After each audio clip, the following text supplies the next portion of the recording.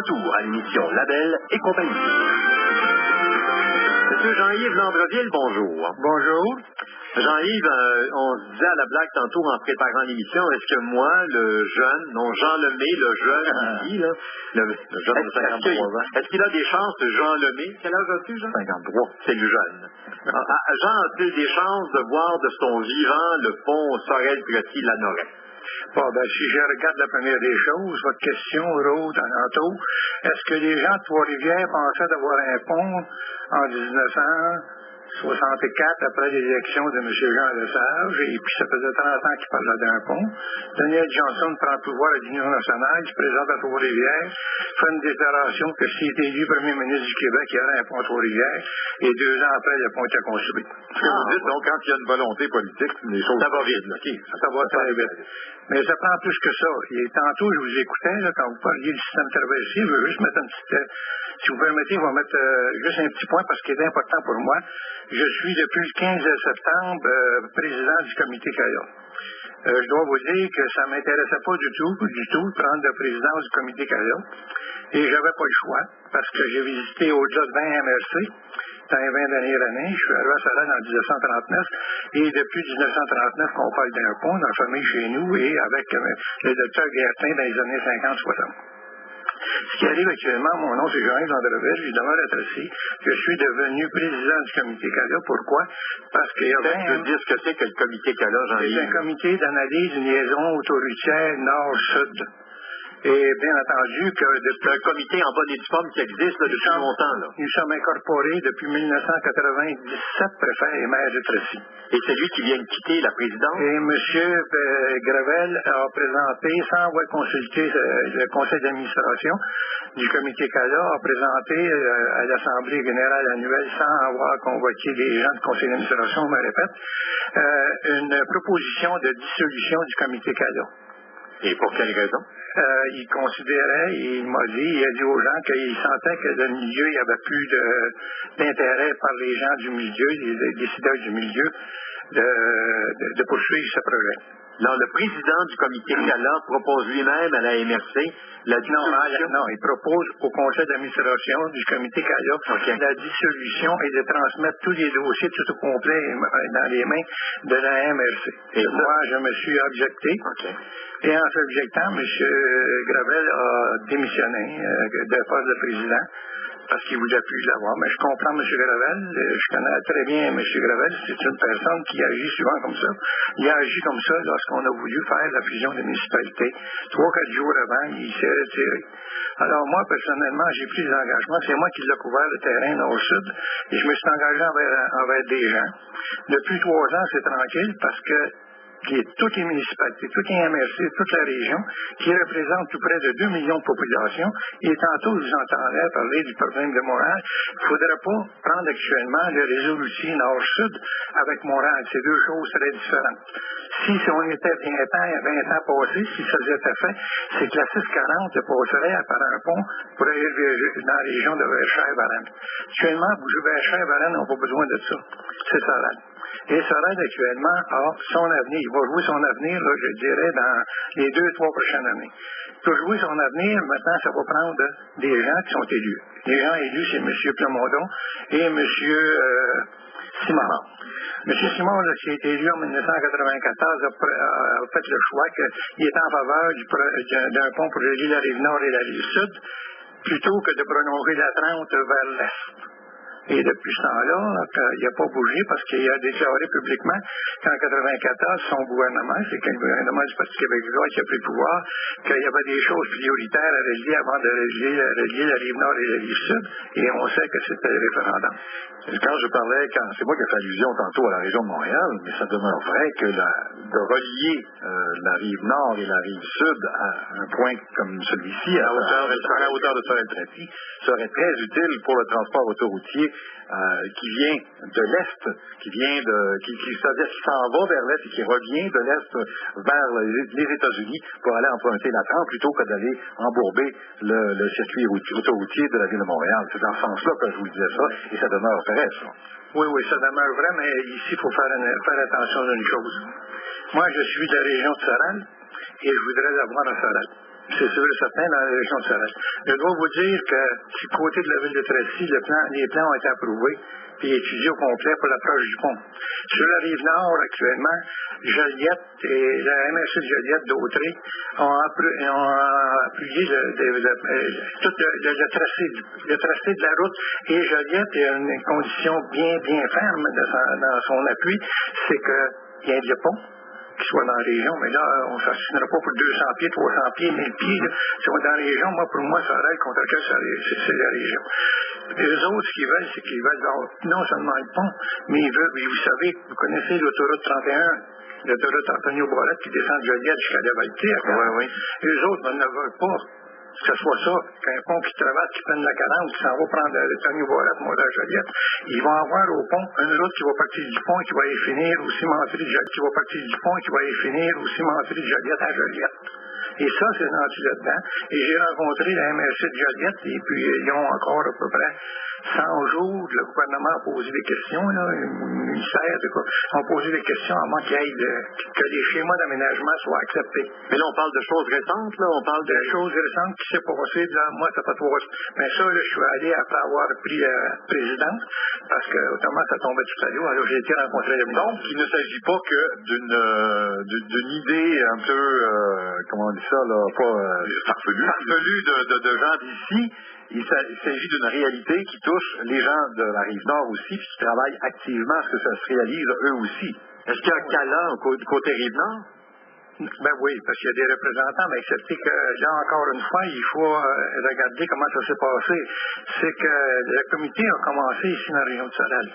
En commençant dans la région de Sorel, c'est sûr et certain, on a sensibilisé, on a eu l'appui de toutes les municipalités, tout au complet, il y en a 20 MRC. Et après ça, on est allé sur la Rive-Nord. Et là, on s'est fait dire des choses qui sont vraies, parce que moi, j'ai été dans des expositions dans la Rive-Nord, Joliette, autant ça Rive-Sud, Drummondville, etc. Et là, on s'est fait dire une chose. On est arrivé à lui demander de l'argent, suite en pensant qu'on pouvait avoir de l'argent pour faire une étude de rentabilité et de faisabilité. Moi, je pense que c'est la mauvaise erreur qu'on a faite, parce qu'actuellement, le gouvernement, en 1997-98, après que le Parti québécois était au pouvoir, ils ont fait faire une étude pour faire un pont sur la rivière Saguenay pour la base Côte-Nord. Et c'est le gouvernement qui a payé l'étude en totalité. Alors, demander à des MRC comme Joliette, ceux qui nous appuient, de sortir de leur poche pour faire une étude de rentabilité et de faisabilité, c'est impossible. On ne peut pas ramasser des 200 000 piastres finalement. Par contre, on a rencontré des gens d'affaires qui nous ont dit, ils ont même dit, dépensez pas d'argent pour faire une étude de rentabilité. Demandez plutôt au gouvernement qui vous dise qu'il accepte le projet, et nous, on va en faire des études s'ils veulent qu'ils fassent du développement. Donc, actuellement, c'est clair. Et je vais vous donner un point qui parle, qu'on n'a pas été voir. J'ai ici, là, on sait que la région de Granby veulent faire régionaliser leur coin. Alors, voici ce que je vois. Priorité régionale. Se donner un meilleur réseau routier dans l'axe nord-sud. Granby. C'est pas Drummondville, ça, là. Pensez que Granby est collé sur les États-Unis. Alors, le pont, pour le sujet du pont, il est là. Pour réussir ce pont-là, ça nous prend des hommes politiques qui vont avoir des pouvoirs et qui vont travailler, vont se dévouer pour. Parce que les hommes politiques qu'on a actuellement, je sais qu'ils sont là depuis des années, là, M. Simon de Plamondon, mais ils ont été élus il y a de nombreuses années. Est-ce qu'aujourd'hui, encore maintenant, ça fait partie de leur discussion, de leur plan? Est-ce que le sujet est encore vivant chez eux? Bon, on va regarder les positions de monsieur. On va commencer avec M. Plamondon. M. Plamondon est un homme que j'admire. Il a toujours dit que lui, le pont, ça ne l'intéressait pas. Ce qui l'intéresse, c'est le prolongement d'autoroute 30 à partir de Sorel à Bécancour. Et on sait très bien que la région Nicolette-Bécancour, actuellement, eux autres ne sont pas intéressés à cette chose-là, parce qu'eux autres sont intéressés plutôt à développer les parcs industriels de Bécancour-Nicolette, surtout Nicolette sur l'autoroute 20. Ils ne peuvent pas mettre du développement de parc industriel entre Sorel, si vous voulez, et Nicolette. Ils ne passent pas 1000 véhicules à Baie-du-Fer. Alors, il n'y a pas d'intérêt pour eux autres. Par contre, ce que je comprends très mal de la part des citoyens, des décideurs de Sorel, c'est que Drummondville appuie ça très fortement. Et actuellement, est-ce qu'il y a des échanges? Je sais qu'en 99, à peu près 2000, on a donné un mandat au à M. Dion, qui est au développement de la MRC, de rencontrer les autres MRC pour faire une étude. Je ne sais pas où c'est rendu. À toutes les fois que je pose une question à l'intérieur de ça, on me dit, ben là, il faut attendre que le schéma d'aménagement soit approuvé, puis je sais même pas actuellement, parce que je dois vous dire, c'était pas ma job, moi, c'est ça, m'occuper de ça, c'est M. Gravel qui va s'occuper de ça, que le schéma, faut parler, là. Et moi, Jean-Yves Landreville, autant dans le temps comme aujourd'hui, quand je vais à un endroit, je vais comme coordonnateur. Quand j'arrive là, je suis pas décideur, je suis pas un élu, je suis un simple citoyen, comme n'importe qui passe à roi. Alors moi, mon rôle actuellement a été toujours aujourd'hui, c'est d'aller écouter les gens, voir comment les gens peuvent travailler ensemble. Et quand vous avez 20 MRC qui appuient ça, avec au-delà de 100 municipalités, je pense que le projet n'est pas mort. Et M. Simard, oui, qu'est-ce qu'en dit notre député Sylvain Simard? Avez-vous parlé avec lui récemment? Oui, bien pas récemment, non. Moi, je n'ai pas parlé avec M. Simard depuis au moins 3 ans, tu vas dire 3-4 ans, mais M. Simard avait un mandat. Et il avait le mandat, moi j'ai été présenté à la Société de développement de la Montérégie, le projet. Et quand je suis arrivé là-bas, c'est Mme Ouda Pépin qui m'a reçu et c'est Mme Marois qui était au pouvoir, qui était présidente de la Montérégie. Alors, M. Simard, nous, on a demandé simplement qu'il fasse autant comme M. Guy Chevrette a fait, parce que l'endroit où c'est le plus avancé le projet, c'est à Joliette, et c'est M. Guy Chevrette qui l'a poussé énormément. Et si vous prenez là-dessus, quand je regarde les dépenses, etc., on a eu dans Grand-Sorel ici 20 millions pour la relance économique de chez nous, mais M. Guy Chevrette, lui, a eu 15 millions pour le prolongement de l'autoroute 30, qui aujourd'hui a été réparé, il monte jusqu'à Saint-Michel-des-Saints. Et il faut penser que ça arrive nord, ça va jusqu'à Saint-Alexis-des-Monts, et ça va jusqu'au Mont-Tremblant. Tout ce noyau-là, est derrière le projet. Oui, Jean-Marc. Vous avez fait allusion plusieurs reprises à M.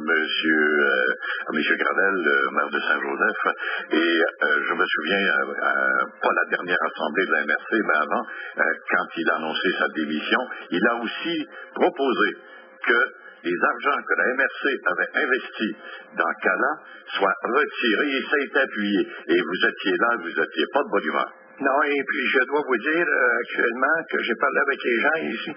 C'est bien facile de dire retirer là-dessus.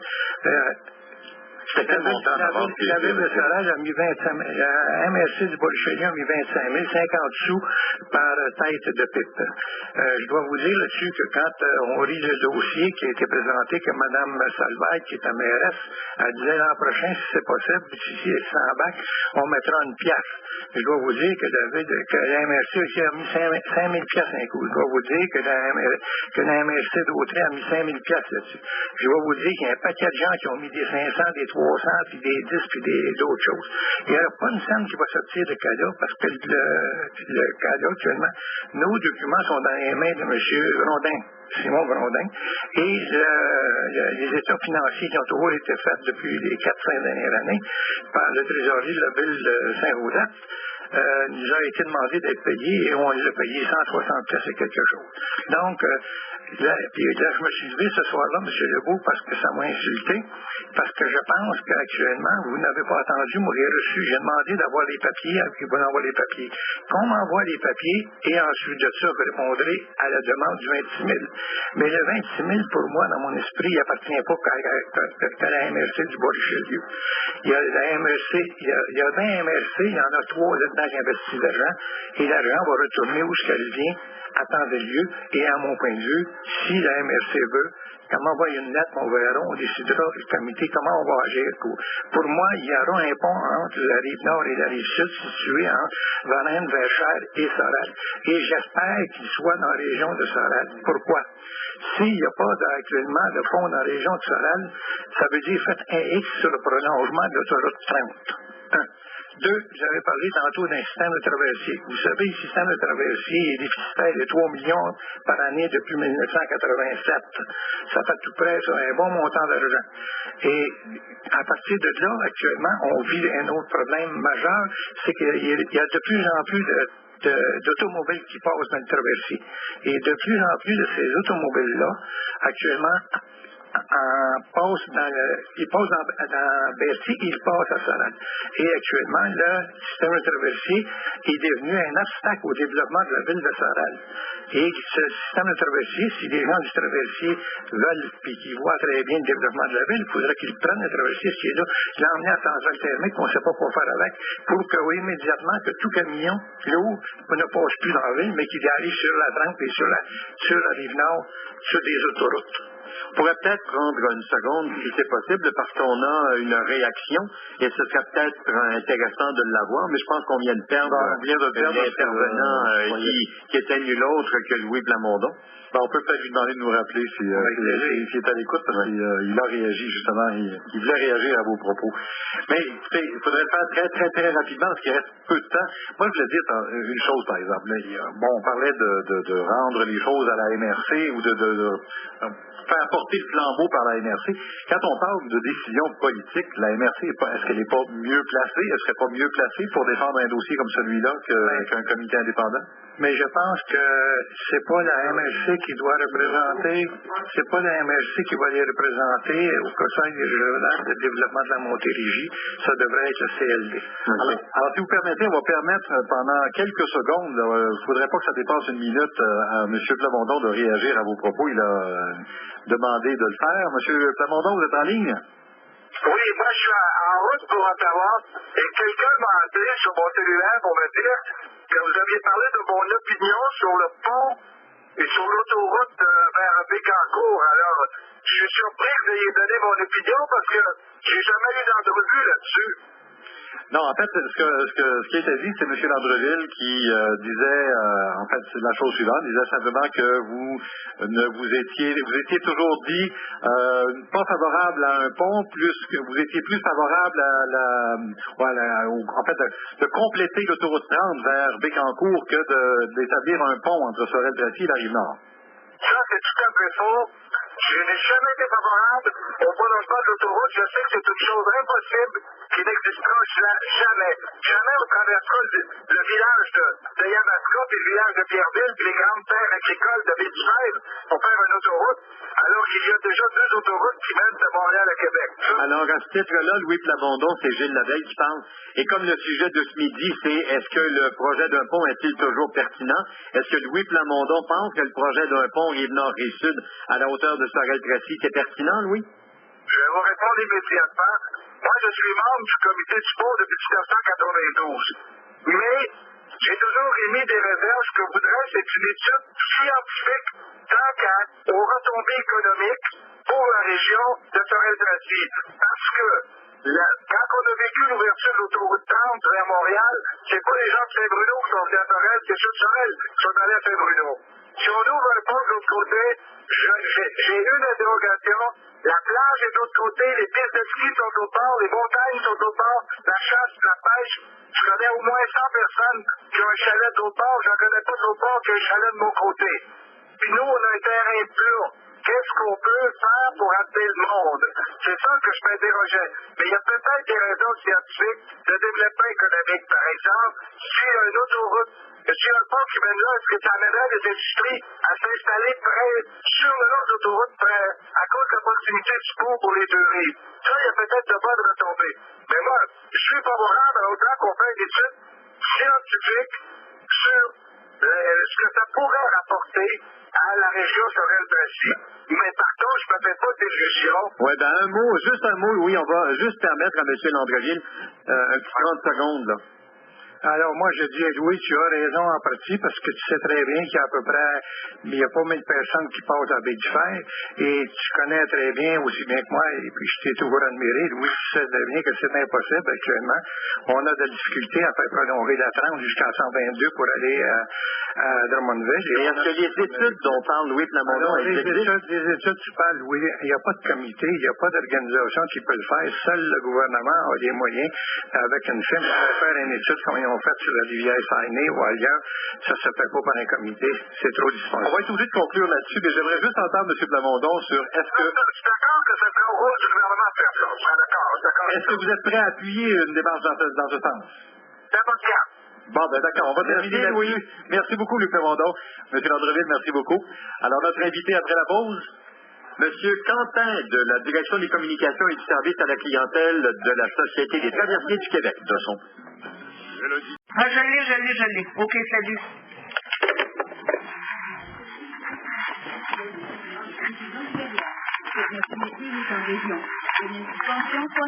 Votre redressement. Monique, Daniel et Michel vous souhaitent de joyeuses fêtes.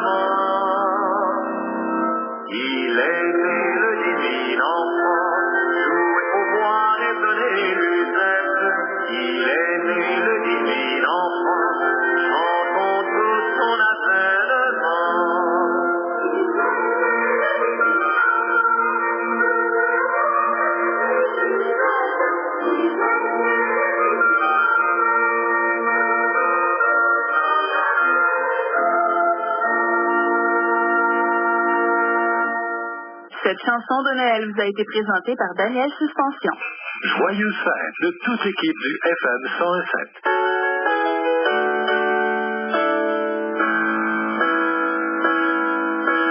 Il y aura des enfants qui seront les 16 ans.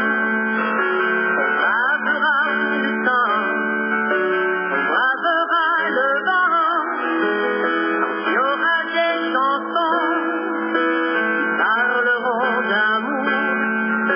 On rattrapera le temps, on rattrapera le vent.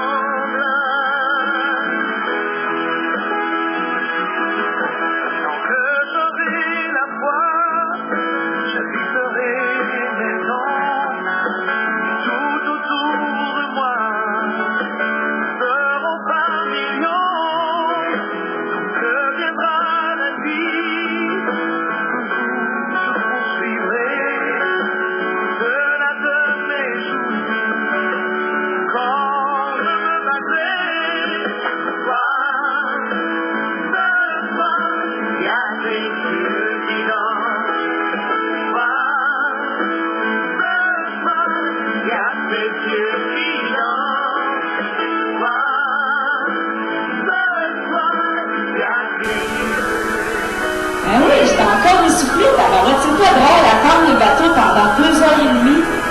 C'est épouvantable. Je me dis, pourquoi ils font pas un pont? On va payer pareil, ça nous dérange pas. Mais on va passer. J'ai arrêté à l'église à Saint-Ignace. Ça a stoppé là à l'église. Là, pour souper, ce que j'ai mangé, c'est sur le bateau, c'est un sac de chips. Fait que là, je peux bien être essoufflée.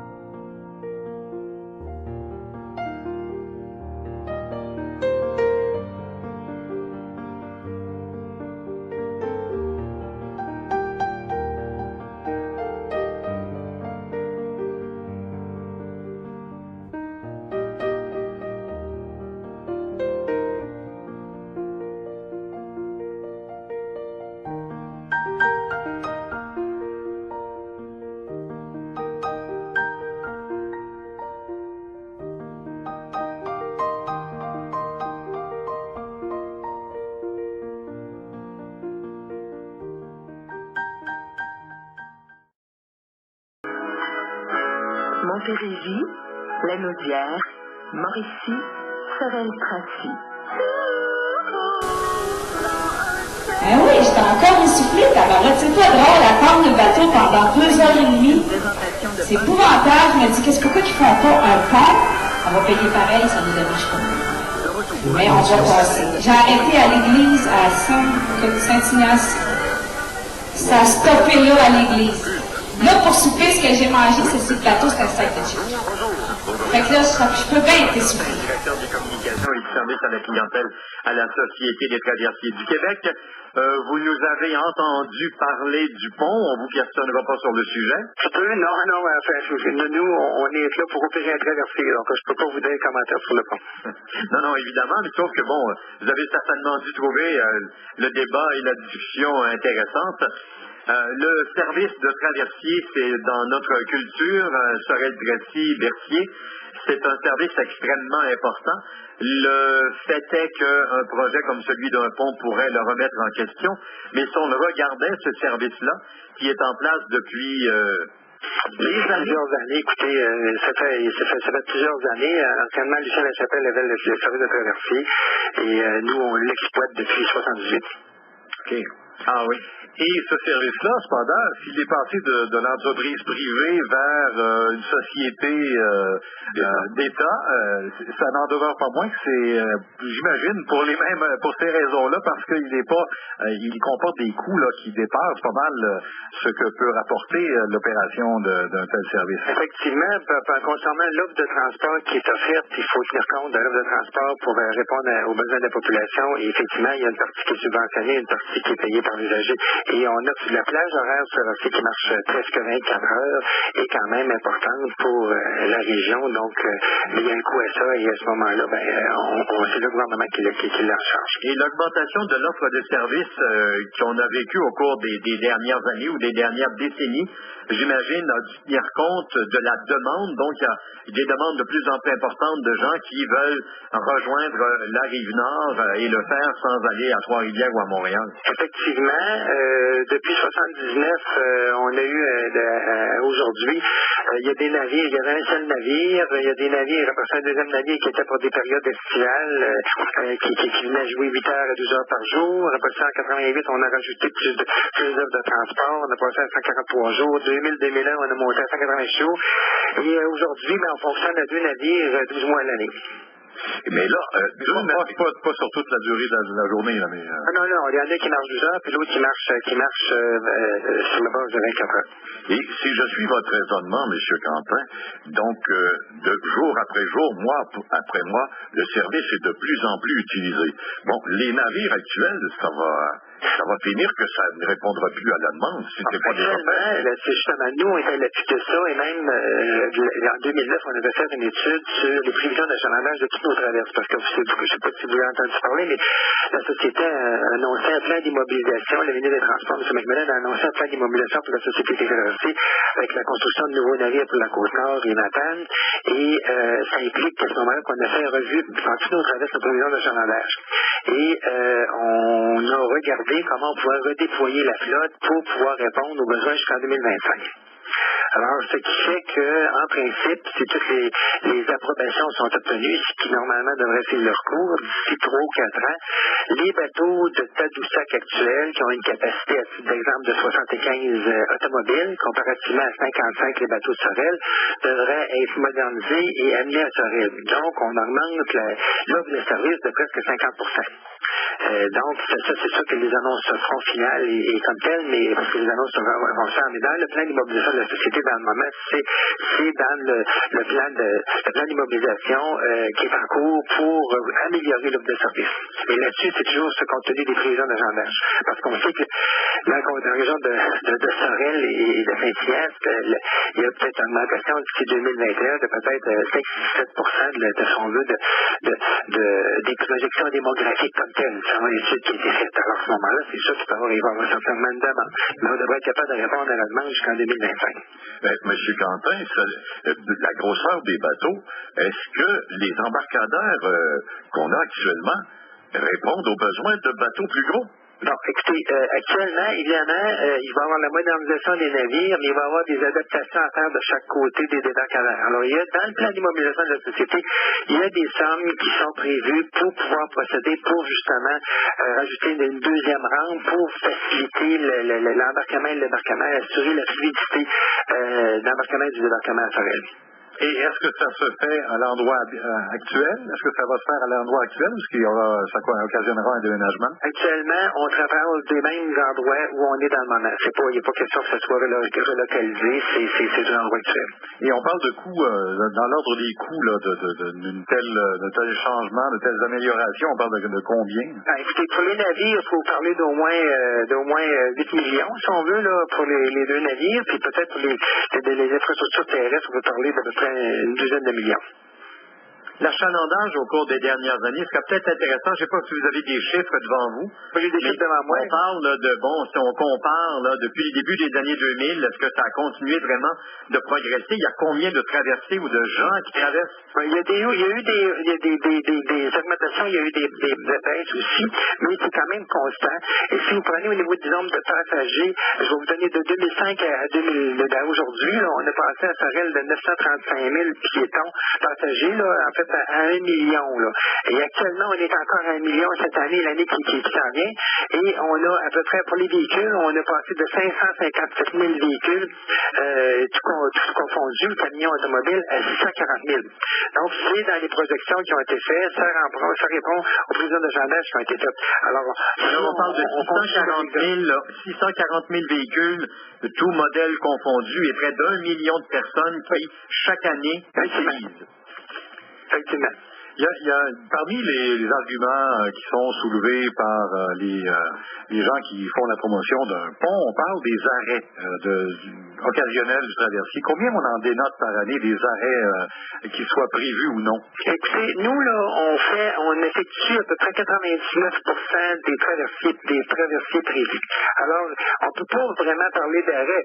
Si vous parlez d'arrêt, c'est parce que même nous, comme tel, au niveau de notre flotte, on a des navires, l'Avantage est une société où on a un réseau, c'est qu'on a des navires comme le Félix-Antoine Savard, qui est un navire de relève qu'on peut envoyer à la traversée. Alors, chacun des navires réguliers fait l'objet d'un entretien préventif annuellement, sur une période d'à peu près un mois. Alors, on envoie un bateau. Alors, les probabilités que ça manque, selon que l'entretien est fait, sont très faibles. Alors, c'est des choses qui peuvent arriver. Vous pouvez avoir une route glacée, vous pouvez avoir des choses, ça fait partie des inconvénients, je dirais, des stop-codes qu'il peut y avoir. Mais de façon générale, il n'y a pas d'arrêt comme tel, parce qu'il y a une planification au niveau de notre entretien préventif. Si vous avez de la glace, vous avez n'importe quoi, on a le même problème sur la route. C'est des choses qui peuvent arriver. Donc, le Sorel, au niveau de la glace, ça fait des années qu'on n'a pas vraiment de problème, mais c'est des choses qui ne sont pas impossibles. Mais de façon générale, on fait 99% de nos traversées annoncées. Donc, c'est quand même une bonne moyenne de bâton.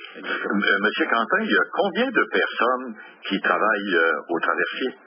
On parle d'environ, je vous dirais, peut-être une soixantaine d'environ. Alors, il y a des retombées économiques, j'imagine, pour la région Sorel-Tracy. Il y a des retombées économiques très importantes pour la région Sorel-Tracy et Sorel-Tracy et Saint-Cyr-de-Loisa, parce qu'il y a des gens des deux côtés qui travaillent sur le navire, donc c'est quand même important. Oui, donc ça veut dire que le 3 millions, quand on parle de déficit de 3 millions, c'est comptable, mais en réalité, ce n'est pas le cas, puisqu'il y a 60 personnes qui y travaillent. Non, mais même, il y a quelques années, on s'est posé la question, il y a une étude qui a été faite pour voir quelles étaient les retombées économiques pour la traversée Sorel. Alors, c'est sûr qu'il y a des retombées économiques importantes pour la traversée existe. Si vous pensez à quelqu'un qui n'a pas de traverse, c'est 150 km de détour que vous devez faire dans un cas comme dans l'autre. C'est à mi-chemin entre Trois-Rivières et Montréal, avec le pont-tunnel. Alors, la traverse, c'est une excellente alternative pour les gens qui ont traversé. Donc, il faut la maintenir, l'améliorer, travailler en ce sens-là. Et la raison pour laquelle on parlait d'un pont, c'est effectivement, pour cette raison-là, pour les 150 kilomètres dont vous parlez. Est-ce que vous avez des sondages, des résultats de taux de satisfaction de la clientèle? Nos taux de satisfaction, nous, à chaque année, on fait des sondages sur le taux de satisfaction de la clientèle et on dit toujours c'est sur 10, on dépasse toujours les 8,5, 8,9 sur 10 au niveau de la satisfaction de la clientèle. C'est sûr qu'on sonde les gens sur différents points de vue, l'amélioration d'amélioration. Et pour essayer de voir aussi les opportunités d'amélioration, voir s'il y en a, il faut en tenir compte pour essayer d'améliorer le service. Mais quand on parle des traverses, en général, de la Société des traversiers du Québec, on ne doit pas les regarder avec un œil de comptable et voir que le service doit être absolument rentable. C'est pas le cas, là. C'est un service à la population. On peut pas, non. S'il y avait des traversées rentables, peut-être qu'ils diraient, mais on restera pas comme tel. On est un service public au service de la population, des services de chaque côté des rives, ce qui est très important pour nous, et on doit maintenir un niveau de service, parce que si on regardait la rentabilité, on dirait, on coupe quand c'est tranquille la nuit, les choses comme ça. Alors, ce qui n'est pas le cas, on maintient un niveau de service. Parce que ça, c'est important de le faire pour qu'il y ait une régularité dans le transport. Les améliorations dont vous nous avez parlé, c'est des choses qui vont être annoncées sous peu? Écoutez, on parle les bateaux de Tadoussac devraient avoir, avant qu'ils soient réalisés, avant que toutes les annonces soient finalisées, avant qu'ils soient faits, on parle d'au moins 3 ans et demi. Ça veut dire que, comme tel, si tout suit son cours et toutes les approbations gouvernementales se font selon les échéanciers, selon ce qui est prévu, normalement, on peut parler d'ici 4 ans, il devrait avoir quelque chose, ça va être annoncé en temps gilet avant ça à Sorel, mais quand même, d'ici 4 ans, le service va être amélioré. Quand on dit on augmente l'offre de transport, là, je dis on passe de 55 à 75, c'est presque 50% de plus par navire. C'est quelque chose. Monsieur Quentin, on parlait tantôt du côté un petit peu folklore du bateau, historiquement, tout ça. C'est romantique, le côté romantique. Oui. Qu'est-ce qui va arriver avec le Lucien L et le Catherine Lagardère? Le Catherine Lagardère, lui, qui est un navire qui date de 1985, devrait être réaffecté ailleurs. Selon le plan, écoutez, ce corps-là, il y a des choses qui peuvent changer dans le temps, mais selon le plan, c'est un navire qui pourrait être affecté dans une autre traverse pour remplacer un navire plus vieux qui est là. Le Lucien L, je ne pourrais pas vous dire actuellement non plus c'est quoi ça. Qu'est-ce que c'est l'espérance? On verra à ce moment-là, mais genre, il y a des choses qui, comme tel. Mais le Lucien L... Il est plus vieux, lui, le Lucien L. C'est de 1967. Bon. Vous savez, là, puis j'étais pas là dans ce temps-là, l'expo. Mais le Lucien L, il y avait un navire jumeau qui s'appelait le Napoléon L. Et ça avait été construit pour l'Expo 67. Ben oui. Puis après Expo 67, ils ont vendu le Napoléon L parce qu'il n'y avait pas d'essai d'achalandage. Moi, j'ai jamais entendu parler de Napoléon, moi, là. Ben, pas de bateau, à tout le moins. C'est ça. Il avait été vendu. Et voyez-vous, une journée moyenne à la traverse de Sorel, si on parle dans le mois de juillet, on parle d'environ 2000 véhicules par jour. Si on parle de la période dans le mois de mars, on parle de près de 12 à 1300 véhicules par jour. C'est moyenne, évidemment, là, mais c'est quand même, ça joue entre 1500, l'été, ça peut jouer entre 1500 à 2500 véhicules par jour. Alors, c'est pour ça qu'en améliorant, on va avoir des gains de 10, 15, 20% peut-être. C'est comme tel, mais ça ne sera pas 30 000 véhicules par jour. Alors, il neige présentement sur le centre-ville de Sorel-Tracy. L'hiver arrive, le service de traversée en hiver. On peut prévoir, selon vos données, ce que vous en savez, les relations de travail. Tout va bien, on aura un hiver calme, un service 100% souriant. On a tout ce qu'il faut pour pouvoir offrir le meilleur service à la population et on est toujours en quête de l'amélioration. Alors ça fait partie de nos valeurs et on essaie d'améliorer ça. Monsieur Jean Quentin, merci beaucoup pour votre présence avec nous ce midi. Ça m'a fait plaisir. Merci. Au revoir. Express Pub. Magasiné au centre-ville et gagné. De retour à l'émission Label et compagnie. En tout cas, je ne sais pas si vous êtes d'accord avec moi, messieurs, mais c'est une des émissions qui aura provoqué le plus de réactions à chaud. Des intervenants. Des intervenants d'abord, et puis, mon Dieu, puis des gens qui ont été interpellés de très loin. Je parle de M. Plamondon qui nous a appelés de sur la route. Oui, parce que Jean-Yves Landreville serait revenu facilement. Oh mon Dieu, oui. Pour nous dire que, attends un peu, les salaires des gens sur le traversier, ça prend des employés pour entretenir un pont. Et ce qu'il dit aussi, c'est que comment peut-on évaluer toutes les retombées du fait que l'on ferait passer tant de voitures aussi par un pont dans notre région pour... Oui, puis les retombées de la construction d'un pont. Alors, on fait le message, Jean-Yves, on est en train de faire la job. Ah oui, parce qu'il était prêt à reprendre du service assez rapidement. Il est dans la porte, là. Parce qu'il a dit, disons, un pont, ça prend 100 personnes pour entretenir un pont à l'année. 200, c'était un tunnel. On n'a pas parlé d'un tunnel. Ben non, c'est ça. Je retiens une chose aussi. Je retiens une chose que Jean-Yves Landreville nous a dit pendant la pause, après l'intervention de M. Quentin, c'est que on bâtit des ponts pour pour remplacer des traversiers. On ne démolit jamais de pont pour céder la place à des traversiers. C'est un peu facile, c'est un peu cliché.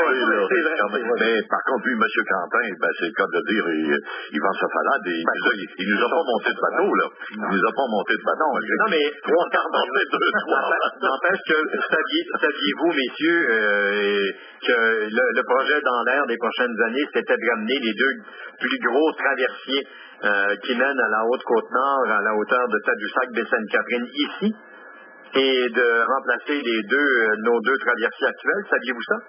En fait, ça fait coup. Oui, moi, je l'avais entendu parler à travers les branches. On connaît des employés de la société qui en avaient parlé un peu, oui. Vous connaissez des employés? Oui. On a des relations. Et certains de nos employés ont des relations. Bon, on pourrait faire une émission là-dessus. Et Louis Plamondon, le commentaire de Louis Plamondon, on pourrait aussi discuter longtemps, là. Moi, il y a des choses avec lesquelles j'embarque pas, c'est de revenir sur l'argument archaïque de parler du fait que la 30, enfin, bien sûr, quand tu bâtis un escalier, ça monte puis ça descend. Alors, quand tu traces une voie vers un point X, c'est certain qu'elle peut être entreprise par les deux sens. Il y a quelqu'un qui est actuellement et qui va rapporter à Louis Plamondon ce archaïque. Louis Plamondon avait dit des choses archaïques. Parce que ça s'appliquait peut-être. Écoute, j'aimerais me demander et dire que peut-être ça s'appliquait à cette époque-là. À l'époque, je sais pas, des années 60, on a implanté l'autoroute 30 ici. Je sais pas arrivé encore maintenant. Oui, mais c'est dans le temps du député Simard, mais Claude. OK. À ce moment-là que ça s'est discuté. Ça me dit rien de plus sur le temporel de la chose. Écoute, c'est 70, 69, 68, 69, 70. Donc, les années 60. Aujourd'hui, l'autoroute 30 a longtemps arrêté à la hauteur du chemin du Golfe. On sortait par le pont Sorel-Tracy sur l'autoroute 30 et à la hauteur du chemin du Golfe, il fallait sortir et retourner la 132. Mais écoute, l'avènement d'un pont, c'est parce qu'à l'époque aussi, j'imagine qu'on faisait la promotion de la 30 en disant qu'elle se rendrait à Bécancour. Donc, effectivement, c'était un lien qui passait chez nous. Alors, on n'était plus dans un cul-de-sac, comme tout le monde s'entend dire qu'on est depuis de nombreuses années. Alors, c'est pour ça que je dis archaïque, dans le sens que les données la donne a changé et que les données concernant un pont sont différentes aussi, puisqu'on parle véritablement là d'un trafic important qui transiterait via ce pont-là. Alors, Jean-Yves Landreville nous a dit dès le départ, dans la première minute de l'émission, que si les gens, si le milieu politique et les pouvoirs décisionnels s'y mettaient, les travaux pourraient débuter aussi rapidement en moins de 2 ans. Oui, il l'a comparé d'ailleurs au pont de Trois-Rivières où ça s'était fait assez rapidement. Par contre, si on regarde le pont de Trois-Rivières versus le parc de Bécancour, ça a été une raison majeure dans la construction du pont de Trois-Rivières parce que il y a énormément de gens de Trois-Rivières qui travaillent dans le parc industriel de Bécancour et vice-versa. Ici, s'il y avait eu une habitude de déplacement à cause du travail, comme dans le temps de Marine Industrie, si ça avait perduré ce contexte économique-là, fort possible qu'une décision de construction d'un pont, la décision se serait prise plus rapidement. Il y a quand même beaucoup de travailleurs qui travaillent en ce moment chez Alstom et Ferritistan qui ont également aussi, viennent de la Rive-Nord aussi. Peut-être pas autant, c'est ça, parce qu'en Marine, il y a 3000. Écoute, le bateau était plein, ça débarquait. Les premières années que je travaillais à CJSO, sur la rue du Prince, en haut de la flamme fourrure, le matin, je pouvais voir la parade à pied des gars de Marine qui quittaient le traversier, passaient au travers du Corée Royal pour se rendre à Marine Industrie. Quelqu'un qui n'avait jamais vu ça se demandait ce qui se passait. Là. Oui, il y a une chose qui demeure, que je retiens aussi de M. Quentin, c'est que les sous qui vont être dépensés pour l'amélioration du service. Il n'a jamais parlé de dépenses, il a toujours parlé d'investissement. Bon, en tout cas, les sous qui vont être octroyés aux améliorations, investis dans les améliorations du service traversier, moi, ce que ça me fait dire, c'est que si le gouvernement a décidé de mettre ses œufs dans ce panier-là, il va peut-être pas en mettre tant que ça pour réaliser une étude qui va à l'encontre de ce développement-là. Peut-être que l'étude, en fait, ce genre d'étude-là s'est faite, M. Quentin en a parlé tantôt, pour l'évaluation d'un pont entre Baie-Sainte-Catherine et Tadoussac. Parce qu'à ce moment-là, il n'y a pas de route qui relie Baie-Sainte-Catherine et Tadoussac. Il faut enjamber le Saguenay. Là. cette étude-là a été faite sur 2 ans, mais c'est surtout la question environnementale qui était le problème. Sauf que c'est un beau modèle d'étude qui pourrait servir éventuellement pour Sorel Tracy. On s'arrête là-dessus, messieurs. On se dit à la semaine prochaine pour la dernière. Mais oui, on traverse la dernière. Mais on n'irait pas ça, un pont. On va faire le pont vers la semaine prochaine en disant que ce sera notre dernière, mais aussi un bilan de l'année que l'on fera lors de la dernière édition de l'année 2010. Au revoir tout le monde, bonne semaine. Bonne